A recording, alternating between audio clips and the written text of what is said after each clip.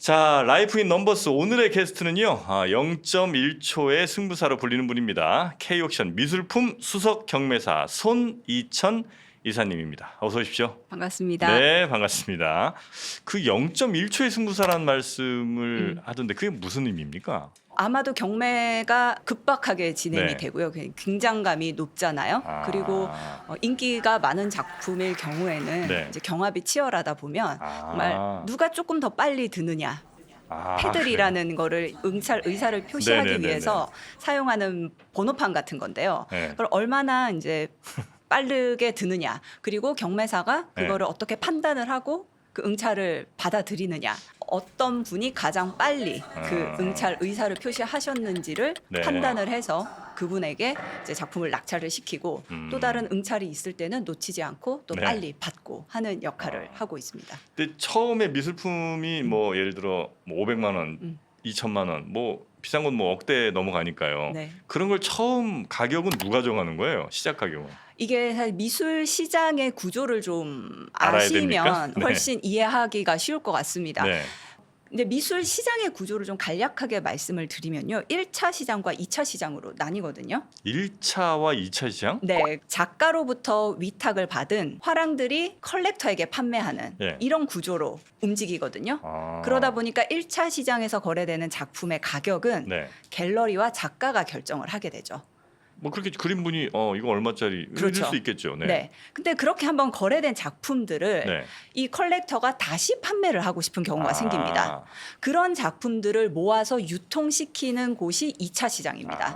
그래서 2차 시장에서 가장 주도적인 역할을 하는 것이 경매 회사인 거죠. 부동산 시장에서 약간 그 뭐죠? 처음에 부동산? 청약해서 분양될 때가 있고 그게 1차 시장의 그게 1차 개념이고요. 시장이고 그다음에 네. 이제 그분들이 집주인들이 부동산 통해서 파는 거 이게 그렇죠. 이제 2차 시장 되겠군요. 2차 시장 유통 미술품 유통 시장이 바로 2차 시장이고요. 거기서 가장 주도적인 역할을 하는 것이 바로 미술품 경매 회사입니다. 아, 그래요. 네. 사는 사람들은 주로 뭐 하는 사람들이에요?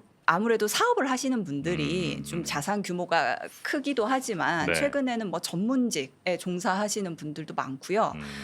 시대가 좀 변하면서 소위 MZ 세대라고 하는 요즘의 젊은 세대들, 20대 친구들도 작품들을 많이 구입을 합니다. 경매에서요? 네.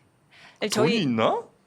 그래서 대부분 경매에서 거래되는 작품들이 굉장히 고가일 거라고 지금 네. 정프로님도 생각을 하시는데 네네네.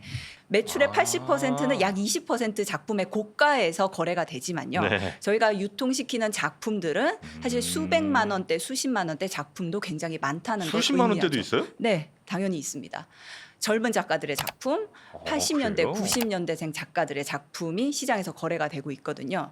이런 작품들은 뭐 예를 들면 예산 100만 원을 가지시더라도 네네. 경매에서 사실 수 있는 작품들이 충분히 있습니다. 그래요? 네. 저도 살 수 있겠는데 그러면? 물론이죠. 어디에 있어요 경매장이? 경매를 이제 보시기 위해서 국내에는 한 9개 정도 경매 회사가 있습니다. 네. 근데 그 중에서 이제 제가 일하는 K옥션과 네. 경쟁사인 S옥션 두 회사가 서울 옥션. 네. 네. 두 회사가 네. 시장의 점유율은 약 80%에서 85%를 차지를 하고 있고요. 저도 뭐 두 개밖에 모르니까. 네, 대부분의 이제 거래가 이 두 회사에서 네, 이루어지긴 합니다. 네. 저희 K옥션만 하더라도 음. 한 달에 루틴하게 진행되는 경매는 총 7건이 진행이 됩니다. 와, 그래 거의 주에 두 번씩은 해요. 네.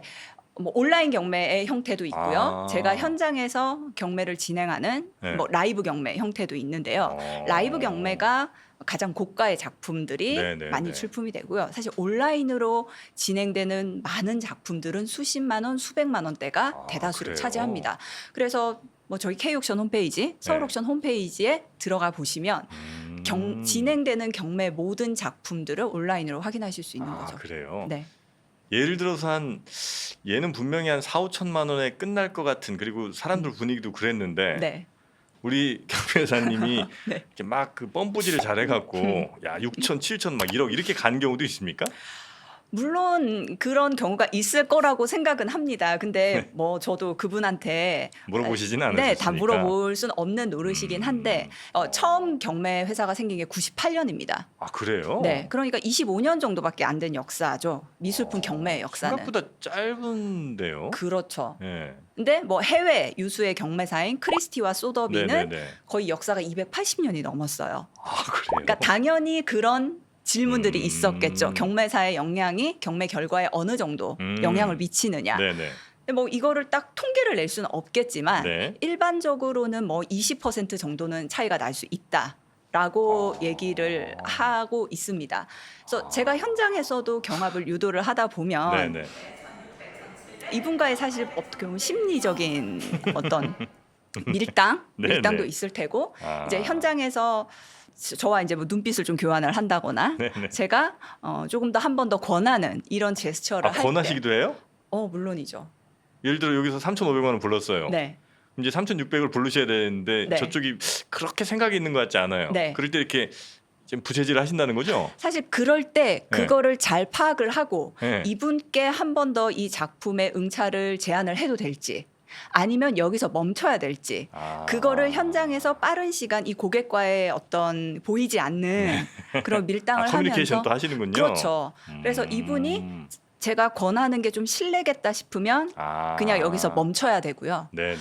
한 번 정도 여쭤봐도 될 것 같다라고 제가 판단을 하면 한 번 더 여쭤보게 되죠. 아, 생각해 보니까 또 그렇다고 경매사님이 그날만을 위해서 막 계속 이렇게 뻔뿌질해서 하루는 살 수 있지만 어차피 오시는 분들이 대체로 비슷한 분들일 테니까 그렇죠. 그런 경우가 한 많죠. 번 그렇게 남겨 먹는다고 안 좋은 인상 주시면 오히려 장기적으로 볼 때 안 줄 수도 있겠군요. 그렇죠. 미술품 경매사의 역할은 뭐 경매 회사의 역할이라고도 말씀드릴 수 있을 것 같은데요. 저희는 작품을 파는 역할만 하는 게 결코 아닙니다. 네, 중개를 하잖아요. 네. 저희가 팔았던 작품이 아, 다시 또, 들어옵니다. 그럼 저희가 과도하게 비싸게 팔았을 경우에는 네. 나중에 약간 뭐 조금 원망의 그런 소리를 들을 수도 있겠죠. 네, 물론 네, 네. 경매의 묘미라는 게 그런 좀 즉흥성 그리고 불확실성 그런 데서 오는 뭐 어떤 뭐 즐거움이라고 할 수 있을 텐데요. 그 사이에서 그걸 적절하게 조화를 해서 고객들 입장에서 즐겁게 그렇죠. 재미있게 작품을 컬렉션하게 좀 도와드리는 역할을 미술품 경매회사가 네. 한다고 생각을 합니다.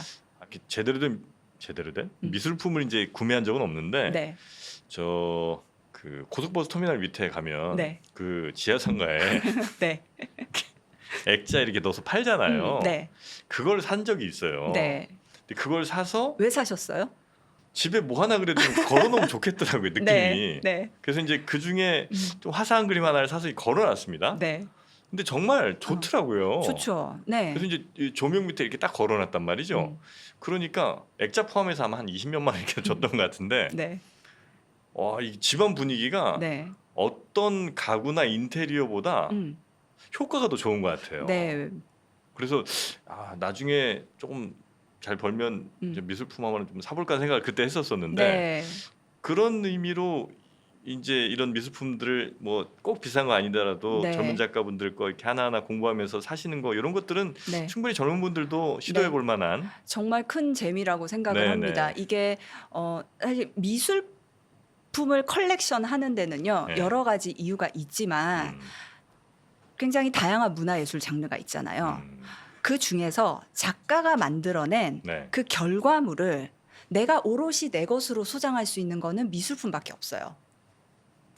음악, 문화, 뭐 뮤지컬, 어떤 공연이든지 그렇죠. 그 뭐 실황 녹화 CD를 제가 사서 소장을 할 수는 있지만 그리고 누구와 항상 공유를 할 수밖에 없잖아요. 그렇죠. 근데 미술품이라는 거는 작가가 만들어낸 그 결과물을 오롯이 내 것으로 소장할 수 있다는 거죠. 배타적으로 독점하네요. 그렇죠. 그래서 미술품을 모으는 재미를 느끼시는 분들은 그런 점에서 굉장히 소장하는 거에 대한 즐거움을 느끼시고요. 미술품을 소장한다라는 건 물론 이제 정프로님이 그 고속터미널에서 사신 어떤 그런 계기에서 네네. 대부분의 많은 사람들이 시작을 합니다. 네, 그래서 지나가다가 그런 작품이 나에게 주는 울림이 있고 네네네. 즐거움이 있으면 사시는 거고요. 뭐 어떤 분들은 그 처음 기회가 박물관이 될 수 있고 미술관이 될 수 있고 네. 어떤 상업 갤러리가 될 수도 있고요. 어떤 경로를 통해서든 그런 경험을 하신 분은 그리고 어느 순간 아, 저 작품 내가 가까이 두고 보고 싶다 이런 생각을 하시게 되면 그제서야 이제 미술품의 매력에 빠지시게 되는 거죠. 네네네. 아 우리 보시는 분들도 이게 그림 하나 있고 없고가 벽에 네. 굉장히 큰 차이를 준다는 거 한번 네. 일단 고속터미널부터 한번 가보시고 네. 경험해 보시면 좋지 않을까 하는 생각도 해봅니다. 네. 우리 경매사님도 혹시 네. 미술 작품 네. 사신 거 있으세요? 물론 있죠. 비싼 거 있어요? 뭐 아주 고가의 작품은 없고요. 네. 뭐 그냥 소소하게 어. 뭐 가지고 있는 작품들은 좀 있습니다. 아 그러세요? 네.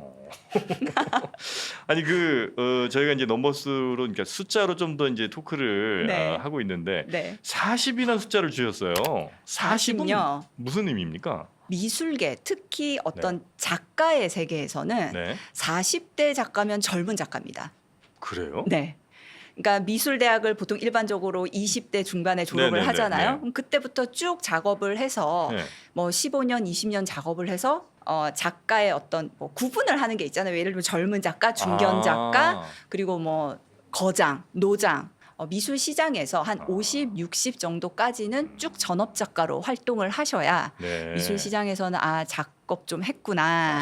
이런 그렇습니까? 평가를 받으시기 때문에 네. 제가 드린 말씀인 것 같습니다. 근데 생각해 보니까 어. 예를 들어 한 70 될 때까지 네. 계속해서 작품 활동을 하신다는 거는 음. 웬만하면 이제 그 전에 다 포기하시거나 아니면 뭐 이렇게 낙오가 되실 가능성이 높은데 그럴 가능성이 많죠. 그렇죠. 그때까지 계속해서 그릴 수 있다는 거는 네. 그만큼 작품 활동을 아주 성실하게 열심히 해오셨다는 얘기로 네. 우리가 볼 수도 있겠군요. 네. 제가 미술 시장에서 많은 작가들을 뵈면 네.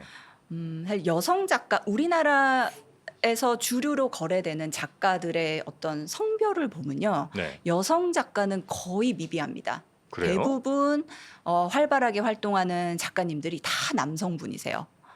이제 그거는 어떻게 좀 해석을 저는 네. 해봤냐 하면요. 여성들의 사회생활과도 비슷한 것 같아요. 20대, 30대는 다 적극적으로 직장 생활도 하고 어떤 승진에 대한 네네네. 욕심도 있고 사회적으로 네. 내가 좀 더 임원진이 되고 싶은 욕심도 있고 네. 그렇지만 결혼과 육아의 생활에 들어가게 되면 여성으로서 직장 생활을 계속 이어가는 게 쉽지 않잖아요. 여성 작가들도 마찬가지였던 것 집에서 같아요. 그리면 되잖아요. 집에서 그리면 되죠. 그렇지만 네. 그 사실 전업 작가라는 게 집에서 틈틈이 그린다고 작가로서의 온전한 작가로서의 화가로서의 삶을 이어가기에는 너무 그래요? 힘들다는 거죠. 그러니까 작가들이 집에서 그릴 거라고 생각들을 많이 하시지만 네. 실상은 다들 스튜디오가 있고 그릴 수 있는 공간을 따로 가지고 계세요. 이게 분리가 좀 돼야 되는군요. 네, 사실 이 출퇴근하는 개념과 비슷합니다. 그래요. 네. 그래서 여성 작가들이 어떤 육아나 이런 그 생활을 하게 되면 작가로서의 어떤 그 커리어를 어쩔 수 없이 안타깝게 접게 되는 상황도 마치 생기고요. 경력 단절처럼 갈 수도 있다는 거군요. 네, 맞습니다. 그래서 사실 남성 작가인 경우에도 네. 젊었을 때 활동을 하시다가 물론 작가의 어떤 예술성과 작품성이 시장성과 항상 같이 가진 않거든요. 뭐 그렇겠죠. 네, 그렇기 때문에 너무 좋은 작품일지라도 네네. 시장에서의 어떤 대중적인 인기를 얻지 못한다면 작품 판매가 어려워지고 그러면 남자 작가도 가장으로서의 어떤 무게가 지어진다면 네네네. 온전히 전업 작가로서 그 삶을 이어가기가 녹록지 않습니다. 네. 그러다 보면 뭐 미술학원을 하기도 하고 어떤 생계를 위한 좀 방향으로 돌아서는 경우들이 있어요. 그러면 그 전업 작가 시장 혹은 뭐 경매 시장에서는 조금 네. 멀어지게 되는 거예요? 아무래도 저희 이제 경매에서 거래되는 작가들은요. 네. 지금 제가 말씀드린 중견 이상의 작가들이 시장에서 거래되는 그 매출액의 대다수를 차지를 합니다. 네, 네, 고가에 네. 거래되는 작가들요. 아. 그들이 미술 시장에서 그 정도의 위치와 가격대를 형성하기 위해서는 적어도 40년 이상, 50년 꾸준히 활동을 한 결과들이 언젠가 시장에서 그 시장의 흐름 속에서 그런 시점을 맞이한다고 보는 네. 거죠. 돈 얘기 잠깐만 좀 해보겠습니다. 물론 해야죠. 낙찰가 최고 낙찰가는 혹시 얼마였습니까? 우리 저 경매사님 진행하셨던 경매 중에. 제가 진행했던 경매 중에서는요. 네. 김한기 화백의 아, 전면점화 작품 뉴욕시대 네네. 전면점화 작품이 출품돼서 65억 5천만 원에 이제 낙찰이 된 기록이 있고요. 와, 네. 그런 거 하실 땐 좀 약간 살 떨리시겠다. 이게 뭐 얼마에 시작했는지 모르겠습니다만, 네. 뭐 한 30억 이렇게 시작을 했다고 하면 그렇게 시작을 하진 않았고요. 아, 그 그래요? 당시 56억에 시작을 56억 시작이에요. 네, 56억에 시작해서 1억씩 호가를 하다가요. 61억, 손은 62억 원이고요. 63억 원, 64억 원. 김한기 화백의 작품 같은 경우는 워낙 고가의 작품이고 네네네. 이제 경합이 있었는데 네. 60억이 넘어가면서 1억씩 사실 한 번 내가 이걸 들 때마다 1억씩 올라간다는 건 굉장히 큰 돈이잖아요. 그렇죠, 그렇죠. 그래서 어떤 의미에선 조금 더 응찰을 유도하기 위해서 호가를 이제 낮추는 경우도 있고요. 만약에 제가 현장에서 막 들었어요. 네. 그래서 뭐 원래 3천짜리인데 갑자기 5천만이 됐어요. 네. 근데 제가 사실 나 돈 없는데요. 어. 못 내겠습니다. 이러고 나 그냥 갈래요. 이러면 어떻게 돼요? 일단 경매 현장에서는 그거는 불가능하고요. 아 그래요? 네. 돈 없다고 배째라 하면 안 돼요? 이제 현장에서는 돈 없다 배째라 하는 시츄에이션까지는 생기지는 않습니다. 일단은 경매가 이제 아주 네. 긴박하게 진행이 되고요. 네. 제가 이제 그 경매 시작하기 전에 굉장히 이제 엄격하게 이렇게 경매 참여할 때 주의 사항을 말씀을 드립니다. 경매에서 응찰하신 거는 반드시 절대로 하셔야 돼요. 낙찰 취소하실 수가 없다고 네, 이제 네. 그 안내 메시지를 드리는데요. 네. 실제로 이제 조금 내가 과하게 응찰했다고 생각하시는 경우에는 현장에서 응찰을 하셨다가 내리시는 경우가 있어요. 아. 응찰하신 건가요? 하면 아니요. 아니요. 안 할래요. 하시는 경우가 네, 생겨요. 네, 네. 그러면 경매사는 그분이 응찰을 안 하셨기 때문에 언더비더라고 하거든요. 이분보다 그 다음 고가를 하신 네, 네, 네. 분한테 다시 최고가에 그걸 드리는 거죠. 네네. 그러면 빨리 이분이 안 한다는 거를 캐치를 하고 이분한테 다시 최고가에 그 포인트를 해드리고 네. 이분한테 이제 낙찰시키는 그런 역할을 해야 되는 거고요. 그 판단이 이제 손님들이 가끔 이제 경매다 보니까 아무래도 이게 경쟁심이 그렇죠. 생길 수 있죠. 네. 그리고 뭐 어떤 분들은 뭐 경매가 도박 같다라고도 말씀을 하시는데 네. 사실 경쟁심이 이렇게 막 불붙었을 때는 이성적으로 그 끈을 이제 잡기가 쉽지 않은 경우가 있기는 합니다. 아마 분명히 보셨을 것 같은데 음. 제가 갑자기 기억나는 그 얼마 전에 영화를 하나 봤는데요. 네, 그 나이 많은 그 할아버지 경매사분이 계시고 네 맞습니다. 그리고 아마 젊은 여성분과의 뭐 이렇게 약간 베스트 오퍼 베스트 말씀하시고 오퍼 예 네. 아주 너무 재밌더라고요. 그 네, 영화. 재밌죠. 제가 봤던 경매사가 주인공으로 나온 영화 중에서는 가장 재밌게 봤던 것 그쵸? 같습니다. 네. 저 너무 재밌게 봤습니다. 그거. 네. 그러면서 정말 카리스마 있다 저 경매사분 그런 생각을 했는데 네. 그 정도 카리스마를 가지려면 일단은 뭐 음. 충분한 연차도 있으셔야 되고 네. 그 미술 작품을 본 안목도 이제 정말 좋아야 될 것 같고 네. 그런 생각이 좀 들더라고요. 네. 우리나라는 이제 아까도 말씀드렸다시피 경매 역사가 그렇게 길지 않다 네네네. 보니까 활동하는 경매사들이 뭐 제 또래 또는 저보다 조금 어린 경매사들이 이제 주로 활동을 하고 있는데요. 네. 뭐 외국 같은 경우 크리스티나 소더비 특히 뭐 이브닝 세일이라고 하는 네. 경매 한 번에 뭐 수백억 또는 수천억씩 거래가 네. 되는 네. 그런 경매에 활동하는 뭐 경매사들은 뭐 그 회사에서 20년, 25년씩 일한 거의 뭐 임원급 크리스티의 경매를 진행하는 또 경매사 같은 경우는 흰 머리가 희끗희끗한데요. 네. 어떤 젊은 경매사도 따라갈 수 없는 그런 숙련됨과 경륜, 노련함들을 저도 보면서 배우죠. 네네. 의심 나는 거 하나만 좀 여쭤봐도 되겠습니까? 예를 들어서 어떤 A라는 작가가 있어요. 네. A라는 작가의 작품은 사실 그동안 시장에서 뭐 한 500만 원, 1000만 원밖에 안 되는 네. 밖에라고 하면 안 되고 하여튼 그 정도 평가를 받는 작가였는데 네. 뭐 누구 하나가 이렇게 저 좀 짬짬이를 해갖고 네. 한 5천만 원 올려버렸어요 그림을. 네. 그럼 이제 이 사람 작품은 다른 그림들도 가격이 확 올라갈 거 아니에요. 그럼 관련된 그 사람과 관련된 뭐 이런저런 사람들이 다 같이 이익 보는 시스템이 될 수도 있잖아요. 그게 일단은 한 작품이 그렇게 팔렸다고 해서요. 그게 작품의 가격을 결정짓는 딱 지표가 되진 않아요. 아 그래요? 뭐 쉽게 말하면 어떤 작전 세력에 네, 붙어서 네, 네. 그 작품만 가격을 올렸다. 올렸다. 그런데 뭐 그렇게 해서 모든 다른 작품이 그 정도 가격에 거래가 되면 네. 얼마나 좋겠습니까? 아, 그렇진 그렇지만 않아요? 그렇지는 않습니다. 아. 미술 시장 자체적으로 그런 정화 능력이 있고요. 영구적으로 영향을 끼치진 아 않습니다. 그래요? 네. 아마 이 방송을 쭉 이제 보셨던 분들이라면 물론 네. 이제 호기심 가고 나도 한번 좀 경매에 참여해 볼까, 뭐 미술품 한번 투자해 볼까 생각도 하실 수도 있는데 네. 또 어떤 분들이 보실 때는 이 돈 많은 사람들 뭐 돈 넘쳐나니까 그들만의 리그 이런 말들을 뭐 많이 그런 하시죠. 생각 하실 수도 있을 것 같아요. 네. 그분들한테 말씀을 좀 주신다면 뭐 내가 이 미술품을 사서 돈을 벌겠다 생각을 하신다면 네. 어떤 작품을 살지 훨씬 더 많은 고민이 되실 것 같아요. 시대가 변하면서 미술 시장도 많이 바뀌었습니다. 새로운 신규 컬렉터들이 젊은 컬렉터들이 유입이 되면서 이 시장에 좀 긍정적으로 보는 측면은 네. 이들이 작품을 살 때요. 음. 꼭 아트테크만 염두에 두진 않는다는 거죠. 내가 생활하는 공간을 채울 수 있는 하나의 네네. 울림이 있는 작품, 이런 것들을 찾는 사람들의 비중이 늘어나고 있고요. 그들이 20대, 30대에는 수십만 원, 수백만 원대 작품을 사다가 나중에 나이가 들면서 훨씬 많은 자산을 가질 수 있잖아요. 네. 그럼 미술품 컬렉션의 매력을 알게 된다면 그들이 나중에 미술 시장에서 더 고가의 작품을 살 수 있는 네. 그런 상황이 될 거라고 생각을 하고요. 그래서 제가 오늘 이 자리에서 꼭 말씀드리고 싶은 거는 네. 미술품 컬렉션이라는 거를 많이들 어려워하세요. 네. 저도 지금 미술 시장에서 뭐 일한 지 거의 20년이 다 돼 가긴 하지만 저도 미술 시장에 좀 늦게 뛰어든 편이거든요. 아, 그래요? 네. 다른 전공을 해서 다른 일을 하다가 저도 좀 늦게 30대가 넘어서 이제 네네. 미술 공부를 하면서 이 일을 하게 됐는데요. 제 주변에만 해도 미술품 경매가 뭔지 모르시는 분이 더 많고요. 네. 그리고 미술 시장에 대해서 객관적인 정보도 없고 너무 닫힌 시장이 아니냐 이런 말씀들을 많이 하시는데 네. 시대가 변하면서 미술 시장도 많이 바뀌었습니다. 우리 경매사님께서 내가 정말 이 숫자는 한번 좀 넘어보고 싶다라고 네. 생각하는 어떤 숫자가 있을까요?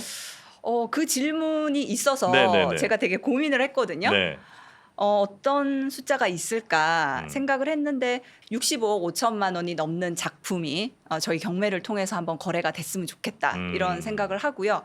그리고 좀 더 큰 물에서 본다면 네. 이제 우리나라 작가 작품 중에 가장 고가에 거래된 작품이 홍콩 크리스티 경매에 나온 김한규 화백의 우주라는 작품이거든요. 그 작품이 약 8억 정도의 낙찰이 됐고요. 수수료 포함해서 약 150억 원이 넘는 이제 가격에 거래가 됐습니다.